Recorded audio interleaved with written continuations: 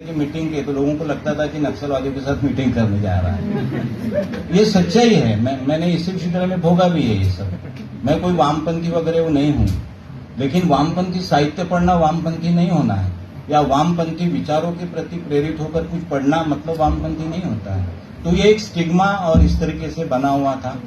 अच्छा है हम उससे अब बाहर निकल के आ गए हैं। फिर एक नए नेतृत्व में, एक उदारतावादी नेतृत्व में हम लोग जी रहे हैं और काम कर रहे हैं, और इसलिए संभवतः ये कार्यक्रम आज यहाँ हो भी रहा है, वरना ये कार्यक्रम यहाँ नहीं होता। हम लोगों को बच्चों को आगे बढ़ाना है। हम तो ठीक है, हमारे स्तर पर नौकरी के लिए जो जो करना है सब करते हैं। बच्चे नहीं आगे बढ़ेंगे तो विश्वविद्यालय कैसे आगे बढ़ेंगे? आप पहले से ही बच्चों को दोषी बना देते हो, आरोपी बना देते हो, गुनाहगार बना देते हो, और क्या क्या करके ऐसे नहीं होगा। आज मुझे खुशी है, मैं पहली बार जितने भी बच्चे देख रहे हो ये किसी प्रोटोकॉल के तहत या नहीं आए हैं, ये अपनी इच्छा से आए हैं, या किसी हेड ऑफ द डिपार्टमेंट के आदेश से नहीं। नहीं, आपको उपस्थित रहना है और पूरा करो, एक भी सीट खाली नहीं रहनी चाहिए। ये जो एक प्राकृतिक अपना यहाँ आना है, मुझे बहुत महत्वपूर्ण लगता है। मैं नीरज को तहे दिल से बधाई देता हूँ, और बिल्कुल जब तक के सर है आपके लिए बहुत संभावना है, और कुछ करता चाहते तो करो। उनकी भी लिमिटेशन से मुझे मालूम है, बावजूद बच्चे जितना ज्यादा करेंगे तो वो विश्वविद्यालय ऊपर जाएगा, वो विश्वविद्यालय का नाम होगा। और विश्वविद्यालय बच्चों से बनता है, विद्यार्थियों से बनता है, शोधार्थियों से बनता है, उनके कारण विश्वविद्यालय बनता है। रहा सवाल मेरा, तो मैं मतलब मैं जानता भी नहीं था, मैं मराठी आदमी हूँ जैसे कि इन्होंने कहा, लेकिन आज स्थिति ये है कि मैं मराठी में लिखना भूलते जा रहा हूँ, मराठी कम बोलता हूँ, और चूंकि प्रोफेशन है, हिंदी मेरी प्रिय भाषा है, राष्ट्रभाषा तो है ही। तमस मैंने उनकी सीरियल देखी थी, तब पता चला कि मतलब पहली बार सेंसेशन क्या होता है लाइफ में। तमस सीरियल जो है वो देख के मुझे हुआ। उसके बाद में मैंने मेरा बहुत सारा विष्णु जी का साहित्य पढ़ा, उनका माधवी और हानुष दोनों नाटक करने का अवसर मुझे प्राप्त हुआ एज ए डायरेक्टर।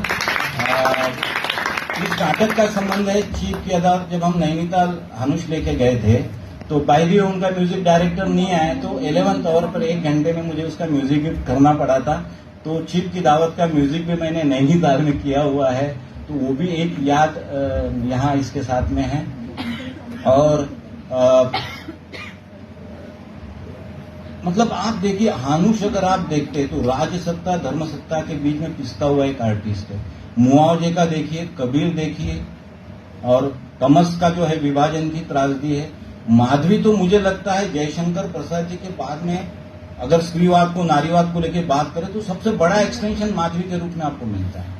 जो जवाब ध्रुव स्वामिनी वहां देती है, उसका एक्सटेंशन माधवी यहाँ गालव को देती है। ये कितना बड़ा एक पर्सपेक्टिव इसमें दिखता है। ऐसे महान लेखक, बड़ा लेखक, कल मैं मतलब उनका एक इंटरव्यू देख रहा था जो यूट्यूब पे था, तो ब्रह्मांड के ब्रह्म की ज्ञान की एक अलग परिभाषा उन्होंने की है। और फिर इसलिए मैं अभी बोल रहा था कि उसको वामपंथी नजरों से केवल विष्णु जी को देखना, मुझे लगता है कि उन पर अन्याय करना होगा। वो मानवतावादी थे, मानव के हित के लिए काम करने वाले थे, मानव के हित के लिए सोचने वाले थे। एक वैश्विक पूरा जो परिप्रेक्ष्य है ह्यूमैनिटी का, वो देखने वाले थे। बहुत बड़े कलाकार भी थे, लेखक भी थे, उपन्यासकार, जितनी उनके बारे में कहा जाए कम है। आज मैं बहुत खुशी हूँ कि इतने सारे लोग मैं देख रहा हूँ, वर्धा के लोग खासकर देख रहा हूँ, और नीरज की जो मेहनत है वो बिल्कुल सफल होगी। मुझे यहाँ बुलाने के लिए मैं बहुत बहुत नीरज आपका आभारी हूँ, और खास तौर पर अवधेश सर का भी मैं अभिनंदन करूंगा।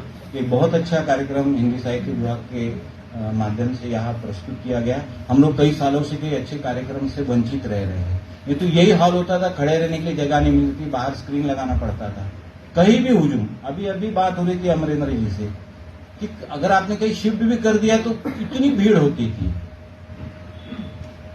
फिर आज मैं आप लोगों को देख के सही में लग रहा है कि ऐसी एक्टिविटीज हमेशा होना चाहिए, और हमेशा इस बहाने हम लोग मिलते जुलते रहना चाहिए। मैं बहुत बहुत बहुत बहुत आभारी हूँ नीरज, आपके बहाने यहाँ कुछ बात करने का मौका मिला। धन्यवाद।